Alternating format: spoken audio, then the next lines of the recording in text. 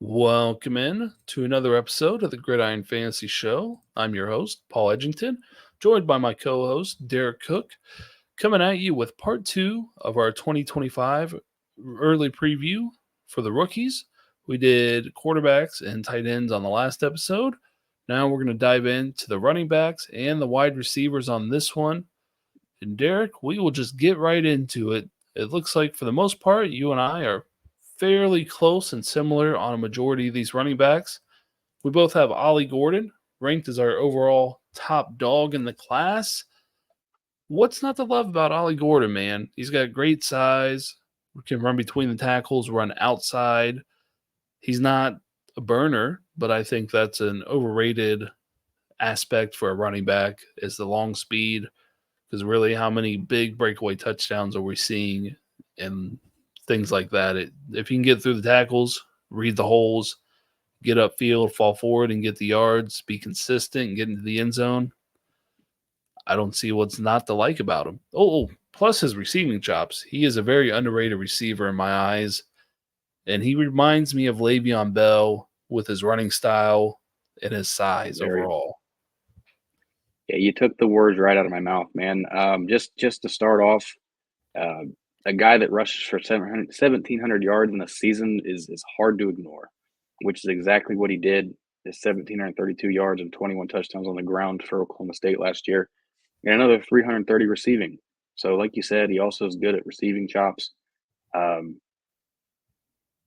me, the fast running backs don't make a whole hell of a lot of sense in the NFL anymore. They just burner type guys. They aren't able to run between the tackles because they just want to hit a hole and go fast. Ollie Gordon to me is a very patient runner, likes to let his blocks develop in front of him, and then he finds the hole, makes a jump cut, does whatever he needs to do. He literally does everything at an extremely high clip. I personally can't find a knock on his game at all, and it's crazy that to me I didn't even notice him until really this last season he had. The guy's just an overall, without a doubt, the number one running back in the class, and I don't even think it's close. He did win the Doak Walker Award, which goes to the top running back in the nation as a true sophomore. I don't see why a lot of people are down on him or not as high on him. I don't really see him falling off this year at Oklahoma State. I think it's going to be rinse and repeat of last year, 1,600 plus, double-digit touchdowns, monstrous games. I love him, much like with our number 2 overall running back, Quinshon Judkins. Monsters 2 seasons at Ole Miss, goes to your Ohio State Buckeyes to team up with Travion Henderson, take some wear and tear and some workload off himself heading into the NFL. He's just a solid back. He's not the best in the receiving game, but talking pure runners and around the line of scrimmage, he might just be the best pure runner in this class. Yeah, he really put back-to-back great seasons at Ole Miss. Definitely had a bit of a fall off last year, but touches-wise and touchdowns-wise was extremely similar. He rushed for almost 400 less yards. I think he is what's the word I'm looking for? Best pro-ready back. You can put him on any team, and he's going to be good. I think Ollie Gordon is also one of those, but I think Quinshon is just plug and play anywhere, which great that he came to Ohio State. And then like you said, I think it takes, having Quinshon and Henderson in the backfield. Obviously, I don't think they're going to be back there at the same time, but you just take wear and tear off of both of them, man. Why not? Get ready for the NFL. Yeah, make some good NIL money, take some tread off there, save some tread on the tires, and be ready for the NFL. Yeah, it's a home run decision for him. We'll talk about Travion next. Your running back 3, my running back 4. Go ahead, take it away on Travion and what you like about him heading into his final season with the Buckeyes. Man, this is like a love-hate thing with Travion Henderson. Like, he had that fantastic freshman year and completely broke out. His sophomore season was completely lackluster. And then last year, it seemed like he kind of bounced back to get back into a little bit of a form because they weren't passing the ball very good. So he kind of had to be relied on a little bit. To me, the biggest knock on Travion Henderson is like injury history. Nothing has Lots really of it been there. nothing has been like, to me serious, but it seems like he's always banged up a little bit. And I don't know if that's because he's, trying to save himself for, I don't know, later in the season or the NFL or what, but it's always something like, we got a stinger, hammy stinger, or, his hips bruised, or it's always something, man. To me, that's got to change. And I think that was a big reason as to why they, brought Judkins in, keep him healthy. So, and it maybe a little bit of prospect fatigue, but Henderson's productivity and efficiency has definitely dipped a lot since his freshman year. I mean, I still think he's a great running back, but there's a reason why he's here at 3, 4 compared to the top. Yeah, his freshman season was just unreal in terms of efficient home run plays. It seemed like every time he touched the ball, he was gaining big yards or getting in the end zone. And then the injuries set in, and then the big plays really came to a halt for the most part. And now he's back for his senior season. So hopefully he can stay healthy above all. If he's healthy, he's going to put up decent numbers for you and be impressive. But it's when Yeah, those nagging injuries start to pile up, misses a game, goes out for half the game. Availability is the best ability, especially at the yeah, running back position. yeah, absolutely. I mean, I could see his draft stock taking a hit just because, like you said, availability is your best ability, and he's available 65% of the time, it seems like. So hopefully we can break that trend this year with, again, having a second back that's arguably better. We'll see. But I don't, I mean, having those two backs, I don't see Henderson getting over 1,000 yards this year. It'd probably be very similar to what he did last year, 900 yards. I'm right there with you. I like Travion, but maybe it's some prospect fatigue and him being banged up knocks him down on my list a little bit. But my number His three, sophomore year, he definitely looked slower his sophomore year yeah, after he that did injury. not look like freshman year at all, which is unfortunate. But he did look good last year when he was fully healthy. So hopefully we see that again this year. Like we said, having Judkins will hopefully help keep him healthier and on the field more and more consistently. Now on to my number 3. Your number 4, Ashton Jeanty out of Boise State. To be quite honest, man, he might just end up my running back 2 before the end of this recording. It might just be my running back 1 heading into the NFL draft. He is the best dual threat, total package running back in the nation. He's the best receiving back by far, in my opinion. Explosive, hits a lot of home run balls, makes you miss. I think between rushing and receiving, he had 100 plus missed tackles forced last year at Boise State. The biggest knock from what I've seen from people on him is his size. He's listed at 5'9", 210. I personally don't have a problem with the size, 200 plus pounds. It's not like he's 5'6", 5'7". He's 5'9". He can do it all. He is explosive, like I said. I just love Ashton Jeanty. Yeah, I'm right there with you. I mean, I don't see the knock on the sides. It's not like we're talking about Deuce Swan or CJ Spiller. I mean, he's 5'9", 210. I mean, to me, that's plenty big enough to take the everyday wear and tear hits on a running back in the NFL. And like you said, he is the best pass catcher amongst any of these guys on this list. Again, not Mm-hmm. even close. I mean, he had close to 2,000 over 2,000 all-purpose yards last year. Uh, the guy just racks up yards. He's a box stat sheet stuffer. I mean, Mm-hmm. he can do it all, man. And I think he had 1,300 yards on the ground. I'm a huge Aston Genty fan, man. Absolutely. I'm with you. I mean, I could easily move him up to 2 and put Quinshawn and Henderson at 3 and 4 and be okay with that right now currently. And I think there would have to be a pretty significant drop off from Ollie Gordon for Genty to be number 1. But then again, maybe Genty goes out and gets 1,000 plus receiving and running, and that would change my mind as well. Yeah, last year, 13 plus 100 rushing, 569 receiving, 5 receiving touchdowns, 14 on the ground for a total of 19 touchdowns. His freshman year, he had 820 rush yards and 7 touchdowns. As a true freshman with George Halani, who has been at Boise State since, I don't know, we were in 3rd grade, it seems like. But Genty finally put his ass on the bench where he belongs last year and took over the whole show. There's not much more I can say about him without drooling over here, but Genty is probably my favorite running back in this class. Yeah, I'm right there with you. I think that, if he's, could be drafted as a third running back off the board, I would be fucking excited. He's a modern day running back. He does it all. Great PPR option. And we'll dive into some more college fantasy, C2C things later in the summer and as the season gets going, but he is an absolute monster in those formats. DFS. Gonna love betting on his overs, that's for damn sure. Yeah. Him and Ollie Gordon both. Oh, yeah. Milk that money cow while we can, buddy. And move on to our consensus number 5 running back, Nicholas Singleton, who we've loved since he was a true freshman at Penn State. Maybe prospect fatigue, but the more I watch him, I don't think it's as much prospect fatigue that he just isn't getting any better. I mean, He came from a triple option offense in high school, so it was always the home run ball busted to the outside. We saw that a lot early on at Penn State, and it worked. And then we saw him improve. Oh, yeah. Bust a big play, get all the chunk yards, and get to the end zone.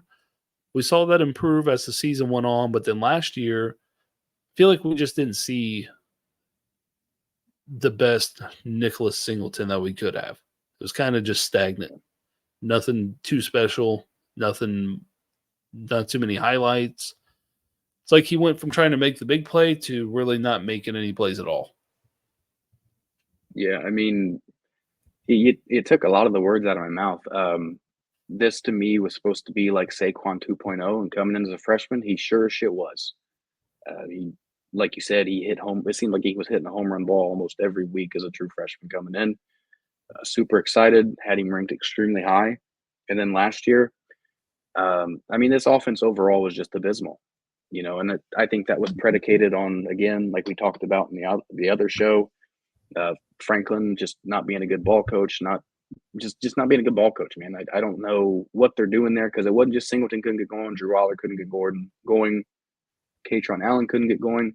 None of the guys were getting hot, getting going. And same thing, man. I don't think he's the most patient runner, and I think he needs to learn to be a little more patient, let the block set up in front of him, especially this year, because I don't think their offensive line is great. So, and you gotta learn to take what the defense is giving you. If you can get, 4 yards, you run that 3 times 4 yards each time, that's first down, man. Take what the defense gives you. You're not gonna be able to hit a home run on every play. Just find the hole, find the gap, get some yards, get down, and protect the ball. He has excellent size, 6 foot, 225 plus. So he is built like a running back that can handle the load. Freshman year, 1,000 plus yards and 12 touchdowns on the ground, averaging 6.8 yards a carry. Sophomore year, 752 on the ground and 8 touchdowns, averaging 4.4 on the ground. All while he had 15 more carries. More work, less efficiency. But the brightest spot from last year was his receiving numbers were much, much better, much more involvement. Went from 11 catches to 26, less than 100 yards to over 300, and 2 touchdowns. So we did see the receiving chops from him, got to see his all-around game last year, and we'll see how it looks this year. We will see Katron Allen ate into a lot of his work last year as well as his freshman year, but the efficiency has to come up. We got to see more consistency, more efficiency out of him. Yeah, I'm right there with you. Katron Allen and Nick Singleton were 1 carry apart, like 171 for Singleton and 172 for Allen. And Allen was 902 yards and Singleton was 752. So Katron Allen was getting almost half a yard more per carry. It wasn't even close. So I don't know why that is. I think it's more Allen is a more patient runner because he's not got the top end speed that Nick Singleton does. We'll dive into Katron Allen here in a little bit, but Singleton needs to put together this year.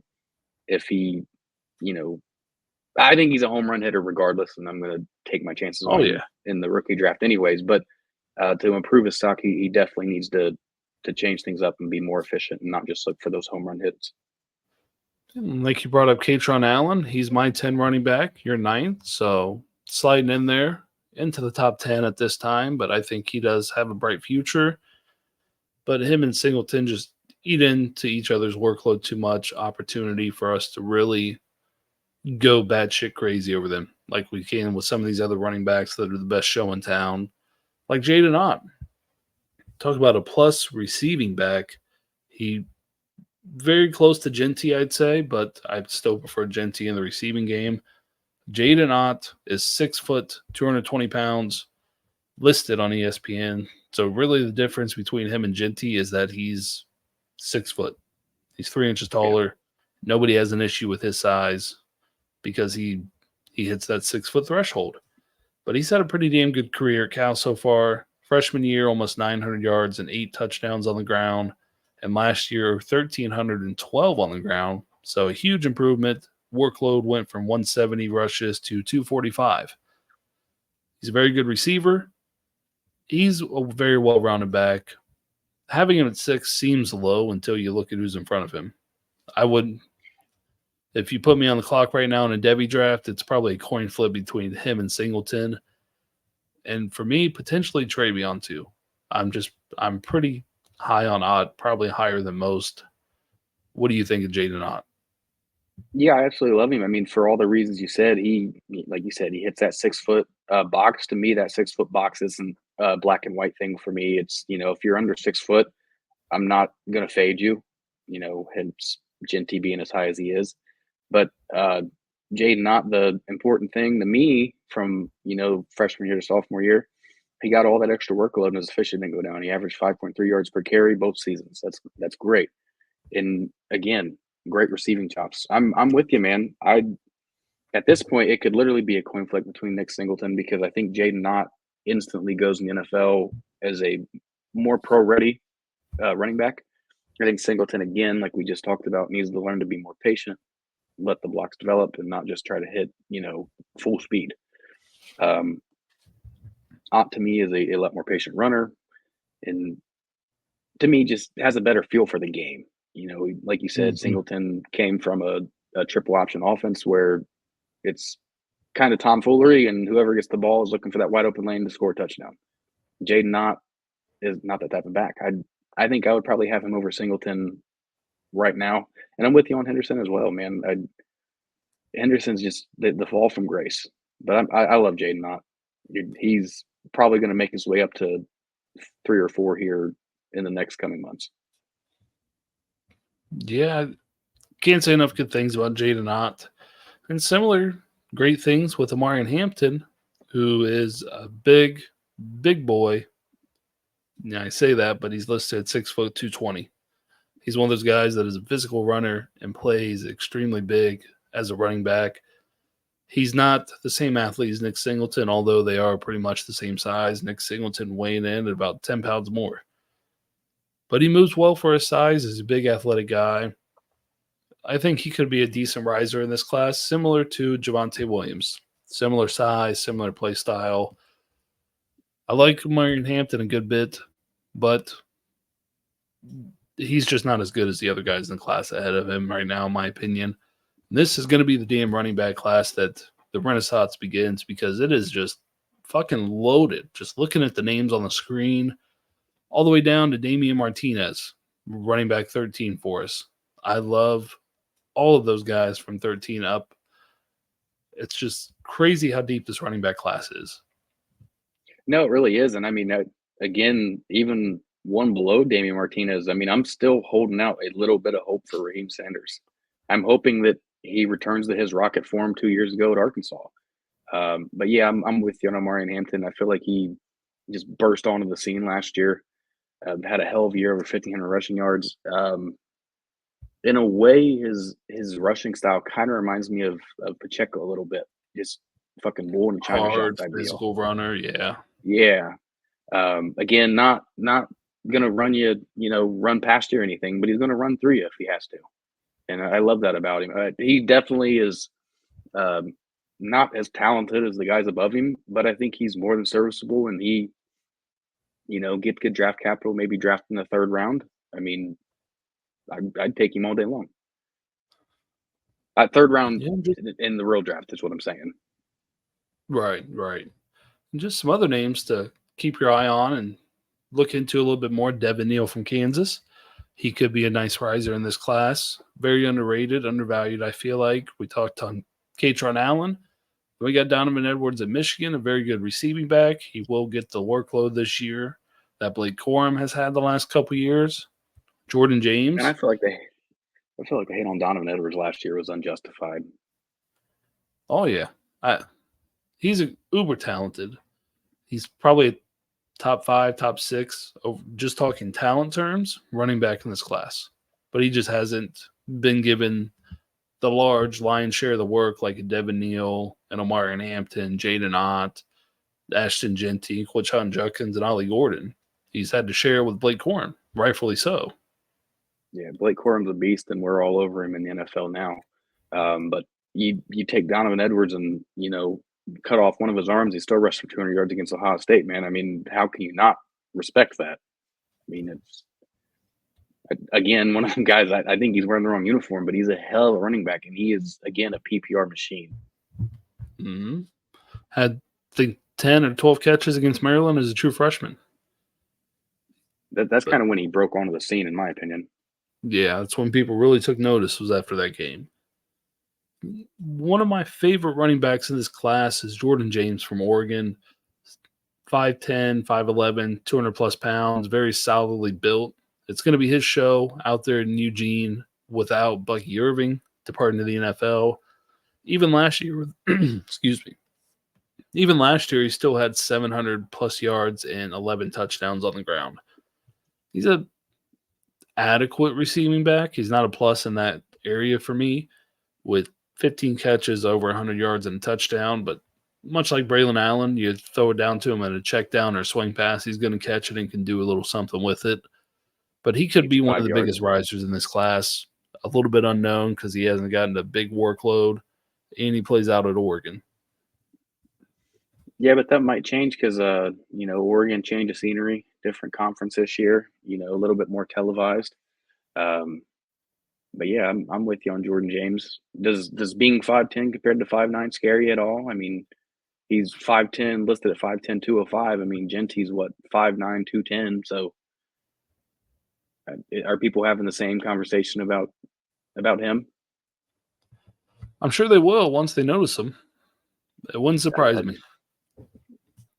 I think 5'9", that 1 inch is makes a big difference. Well, never mind. I'll leave that. Never mind. We're not going to go there here. Yeah. Other than we got family brother Travis Etienne. We had Trevor Etienne in Georgia.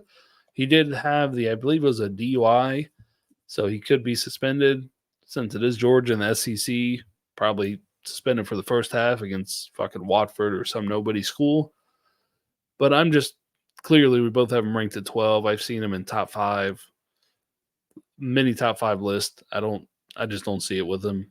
Damian Martinez, I love him. Absolutely love him, but he's a similar mold to an Omarion Hampton, just not as good, not as talented. A big guy, can pound it up the middle. And like I said, Rocket Sanders, I'm silent because he's just super disappointing. Yeah, hopefully he gets back there, but we will see. Won't hold our breaths, but if he does, God damn it, I'll be so happy. And then we have Kyle Monaghan from Rutgers has put up great numbers so far. Solid running back, nothing too special about him.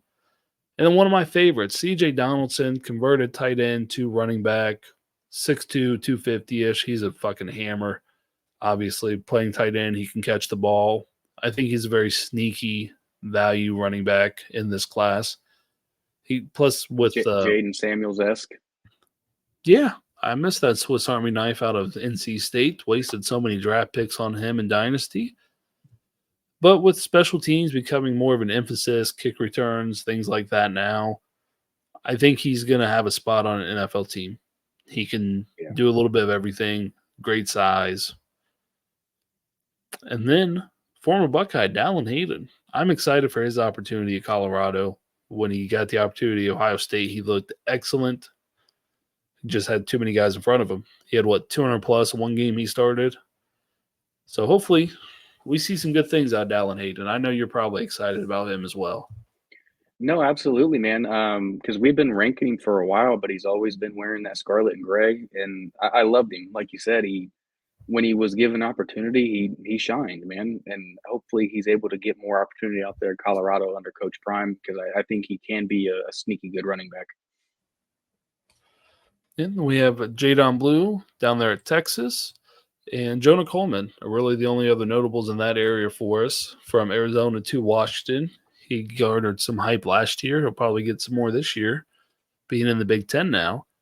But we'll transition to the wide receiver position, the cream of the crop in dynasty football today as we know it. Top two, we have him flip-flopped. I have Ted McMillan 1, you have him 2. He's a reincarnation of A.J. Green, in my opinion. Big, fast. They're throwing smoke screens, bubble screens out there to him in Arizona.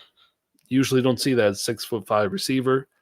And then Luther Burden, pretty much comp to Deebo Samuel.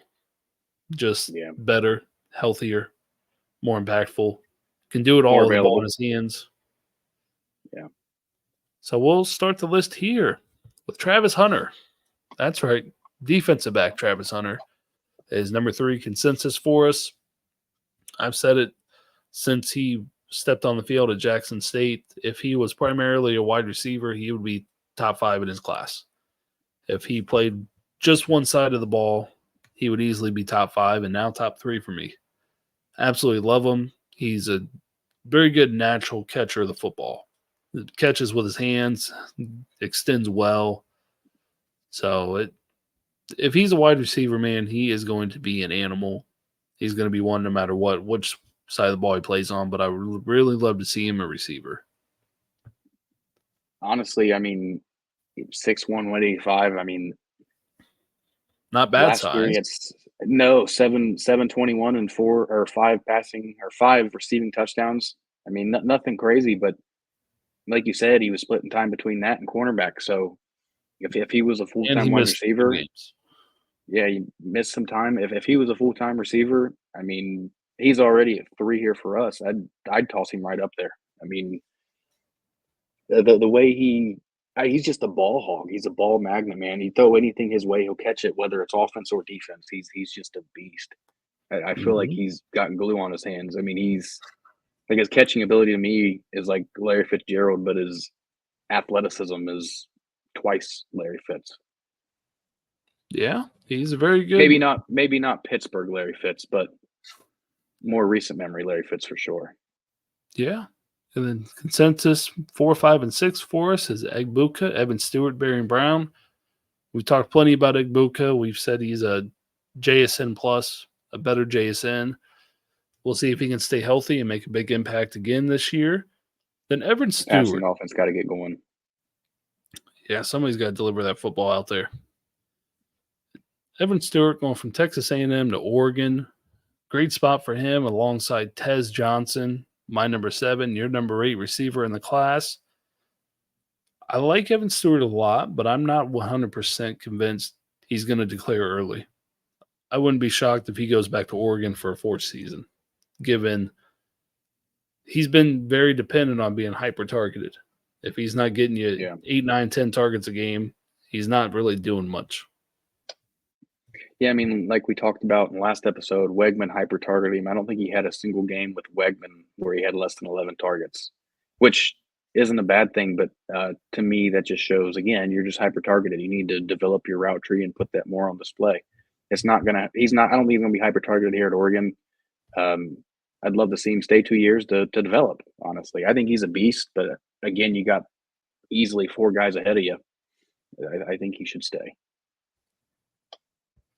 Yeah, he's kind of a Devontae Smith type of guy. Not big, skinny, but he's a hell of a route runner. He's fast, great hands. He could be number 3 in this class when it's all said and done. If he declares, it wouldn't surprise me at all. But Barian Brown, man, we have loved him since before he stepped on the field at Kentucky, looking at him in C2C drafts. He's a burner. especially with the new kick return rules. He could get you points that way. Was he 6'1", 170-ish, 165-ish in that range? So he's a Xavier Worthy type of frame. Yeah, he's light. He doesn't have ass.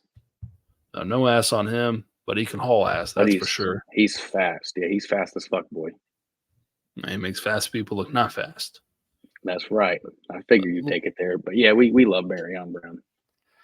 And most people don't because of his size. Again, size. Size is what matters to most people. Sometimes you're just a damn good football player. I'm pretty sure Devontae Smith coming out was pretty much the exact same, 6'1", $165 coming out. So sometimes size just doesn't matter. No. It's not everything. And Isaiah Bond coming in, my 8 or 7. Talked about him as a freshman at Alabama, that he has that special trait of elite burning speed, and he's put it on display every year, and he's going to do it again in Texas. I still love Isaiah Bond, not more than Barryon Brown, but this is a loaded wide receiver class. Yes. No, I'm with you. I mean, we've talked plenty about Isaiah Bond, like you said. If you're going to be one of those elite guys, you need to have one elite thing, and his is speed, and speed can't be taught. So he gets the nod for me, and he's got Quinn Ewers Quinn Ewers this year, so maybe something special in the books.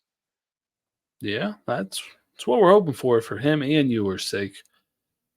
But then we take a look down at Tez Johnson, similar mold to Barryon Brown, Isaiah Bond, slight of frame, extremely fast. Transferred from Troy up to his dream school at Oregon and absolutely lit the world on fire. He's going to do more of that with Dylan Gabriel. And quite frankly, he's probably going to have a better season than Everett Stewart. He's going to be the number one in this offense for me. And the only knock on him is just he's already 22. I do love him, and like you said, Dylan Gabriel throwing the ball, he's poised to have a great season. I think he probably does have a better season than Stewart, like you said, but he's just breakout age is a little old for me, which is why he's lower. That's fine by me. I don't give a shit about age when it comes to rookies. Look at Joe Burrow. But what? I mean, quarterback is the exception to that rule, in my opinion. Yeah, for the most part, yeah. But Jalen Royals out of Utah State, one of my favorite prospects of any position in this class. He's more of an unknown for the most part to the community. Played extremely well at Utah State last year, 71 catches, 1,000+, and 15 touchdowns. Good size, 6 foot, 195, an absolute burner, clocked at a 4.3 40. He's going to be a huge riser. He's going to get a lot of buzz, I think, throughout the season, the draft process, his combine. I say he's one of my favorite prospects overall. But there's a reason he's ranked in the same area with these other guys. Not too big, very fast. Right. I mean, really, if I'm on the clock right now, I'm going to take the cheapest one out of Barryon, Bond, Tez, and Royals. They're all very similar to me. They all will pretty much do the same thing in offenses. But I absolutely love Jalen Royals, especially as an unknown at this point. Yeah, I mean, I don't know a whole hell of a lot about Jalen Royals, other than he makes fast people look not fast. I agree with you though. I think that once he tests and once you get some more film on tape, people will realize his ability to separate. Yeah, and speaking of unknowns going to lesser schools, Torrey Horton, not really an unknown now, coming into his 5th year, I believe, at Colorado State. He's been talked about for a couple of years. Finally, his last season of eligibility, so he should have a damn good year. Deion Burks, transfer from Purdue down to Oklahoma with Jackson Dart. He's a very good possession wide receiver. I think he was all-second Big Ten team last year, if I'm not mistaken. And then Jeremy Bernard, transferring from Washington to Alabama. He's going to be a huge riser. Was it Washington? I think it was I think he's been at Michigan State too. I can't remember at this point, but he's now at Alabama with Kalen DeBoer. I think he has a potential to crack that top 10, maybe top 8 in this class. He might just be the number 1 wide receiver at Alabama this year. About Jeremy Bernard? Yep. Yeah, he was Washington. He's been everywhere. It's been compared to Jaden Reed, and I don't mind that at all. I'm a big Jaden No, Reed fan. it's a great comp. I love Jaden Reed. I think he's got the potential to be a top 16 wide receiver in the NFL this year. And then some other wide receivers we're taking a peek at and keeping our eye closely on. Juice Wells from South Carolina, now at Ole Miss. Matthew Golden from Houston down to Texas or up to Texas. I don't know the Texas geographic that well. Trey Harris at Ole Miss. He's been mocked in the first round and a couple of early 2025 NFL mock drafts. And Alec Ao Manor at Stanford lost his freshman year to an injury. And we all know he absolutely tore apart Travis Hunter in Colorado in that game. I'm not a big Ao Manor guy, to be honest. Nothing really pops to me for him. And he had, in that game against Colorado, half his touchdowns for the year, and I think 30% of his receiving yards in that one game. So take away that, he really didn't do a whole hell of a lot last year. Yeah, we don't really like those guys that get half of their season in one game. It's cool, but I want consistency. Yeah, I want more than that, just big game. And he's a big guy, 6'3", I think, 6'2". So he's bigger than Travis Hunter, and a lot of the stuff he excelled at against Hunter was using his body, being the more physical player. Yeah. No, I'm good on Julio Jones. I don't like those boom bust weeks. And then Ricky White at UNLV, a very good college fantasy player. Antonio Williams fell off at Clemson due to injury. We'll see if he can bounce back for us. And then one guy I'm really excited about is Will Shepherd at Colorado, transferred in from Vanderbilt. I think he's going to be the top option in this offense. Ahead of Travis Hunter, I think he's going to demand the targets. He could. He's a little bigger body too, 6'3". Gives Shadur Sanders somebody to, throw those more physical routes to. Yeah. I really like him. I mean, he's played 4 years already, so he is an older prospect. He didn't really, have eye-popping numbers, the best numbers in the world, but he's very solid and consistent. 500 yards, 700, 600 the last 3 years, and then 4 touchdowns, 9 and 8. So like you said, he is a bigger guy, 6'3", hovering around 200 pounds. I just think he could be a nice sleeper in this class, playing with Shadur in that offense. And even though he is a little bit older, I don't mind too much. I think this will be his best collegiate season he has, though. I'm seeing 1,000 yards plus and double-digit touchdowns out of him. Does he remind you of might be thinking of the wrong guy, Malachi Corley at all? No, not really. Not too much. But he does have the yak ability, bigger frame. I think Malachi's like 5'10", 5'11", 220. Yeah. Shorter Debo, basically. But I'm excited for Will Shepherd. It gives Shadur another solid, dependable target that he didn't have last year, and a bigger body target. I haven't kept up with Colorado a whole lot. Is Xavier Weaver, is he gone? He's gone. Jimmy Horton Jr.'s back. I believe Omarion Miller, the freshman sensation that had those eye-popping couple of games, he should be back. Yeah, they got a couple other transfers as well, but Will Shepherd is definitely the headliner. Gotcha. Yeah, I liked Jimmy Horn. I liked him a lot. Yeah, he had a couple nagging injuries last year, but I'm the same way. I really love his game. Him, Shepherd, and Hunter out there could be a hell of a trio. Absolutely. Absolutely. Colorado might be cooking. There's a reason that they're rated in the top 14 in the new NCAA college football game. I'll tell you what. You're not wrong. I'll take it. They are, at least on Fanatics, when I was looking earlier, they are plus 3,500 to win the Big 12, which is 11th in the conference out of, I think, 14. So I will be sprinkling a little bit on them. About that. Yeah, you and I were talking about that the other day, and I was like, man, they can't win that. Maybe it was a playoff berth. I was like, there's no way. And I start looking at the Big 12, and I was like, no, there is a way. There might be a way. Yeah, And people are knocking them, but it's the Big 12. It's a new conference. Shadur's back for another year. They've upgraded the line, upgraded weapons. Defense has to be upgraded just by fucking default because they were so terrible. yeah, they were bottom of the barrel last year, but they definitely stand a chance in the Big 12 with the way they look, with the way that conference looks. And I always say, if Travis Hunter didn't get hurt against Colorado State, who knows what would have happened in that USC game that they almost won. And I'm sure they wouldn't have got blanked at Oregon. So if Hunter's healthy for every game, it's a little bit of a different season for Colorado last year. Yeah, I think so too. Absolutely. Probably won 6 instead of 4 or 3. And that would hit Whatever my it was. over prop. I just needed one more damn win. One more. Yeah, you had that. You had that. After 4 games, you would have been there. Yeah, but the Hunter injury really turned that season upside down.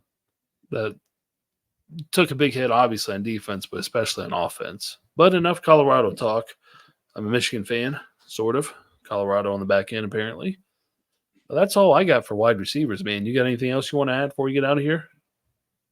No, man, I'm good on wide receivers. There's a ton of guys we can talk about, but I think the top 10 or so is good enough. Oh, it's so deep. I think we got 27 people ranked right now. So I do like Dan Key out of Kentucky, though. I saw that on your list. he has outshined Varian Brown so far, but and Squirrel White. But I mean, we don't need to get into them, but I do like those guys a lot. Kobe Hudson at UCF, I like him as a group of 5 player as well. And Xavier Restrepo, I've been seeing him in a lot of top 10 rankings for NFL draft at the position. So we will see what he can do at Miami with our boy Cameron Ward.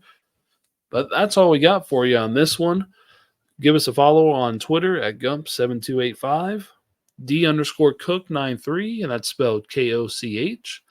And then the podcast page, Gridiron_FS. Please subscribe, leave us a rating and review on Apple Podcast, and a subscribe and rating on Spotify. And also jumping into the YouTube waters. So please smash the subscribe button, give us a thumbs up, and let us know in the comments what you think of our running backs and wide receivers, who you might be higher on or lower on than us. And we are actually going to be opening up a couple redraft leagues this year. The Gridiron Fantasy Show Invitational is going to do an auction draft and a 3rd-round reversal draft. So going to be putting that on the Twitter, some additional information about that. So if you'd be interested in joining one or both of those leagues, feel free to hit any of us up on Twitter and let us know you'd like to join the invitational leagues for the show, and we can get you set up and in there. But appreciate you guys for listening, and we will see you on the next one. Thanks for listening. Subscribe and leave some comments. See ya. Oh, and also play DFS on Sleeper and use our code GUMP, GUMP, for up to a $100 deposit match and a free 0.5 prop. Win you some money on there while you're going through your dynasty teams. And we'll see you again on the next one. See ya.